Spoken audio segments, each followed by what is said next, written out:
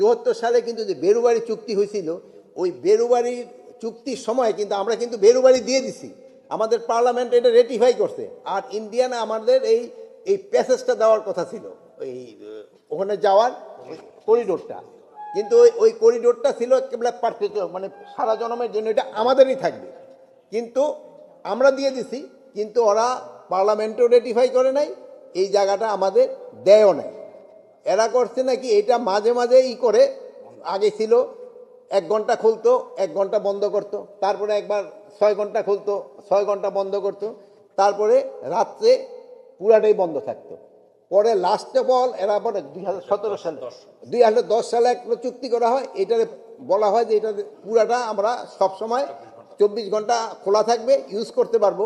কিন্তু এটার পরিবর্তে একটা বিরাট ঝামেলা করছে, ওই যে আমাদের যে জায়গাটা আছে যে অঙ্গরপোতা এখন দাহাগ্রামে, ওখানে ওই জিরো লাইনের উপরে বলছে যে তারা দিতে পারবে, জিরো লাইনের থেকে যে 150 গজ দূরে যে কাঁটাতারের বেড়া দেওয়ার কথা, বাট ওই জায়গার ক্ষেত্রে দিয়ে দিছে যে জিরো লাইনের উপরেই তারা কাঁটাতারে মানে ফেন্স করতে পারবে। এই জন্য এখানে একটা বড় ধরনের সমস্যা হচ্ছে। এখানে ওরা ওখানে ফেন্স করতে গেলে আমরা বাধা দেয়, বাট লিগেলি আমাকে বাধা দেওয়ার নাই, যেহেতু আমরা অলরেডি এটা এখানে সিগনেচারি আমরা সাইন করছি।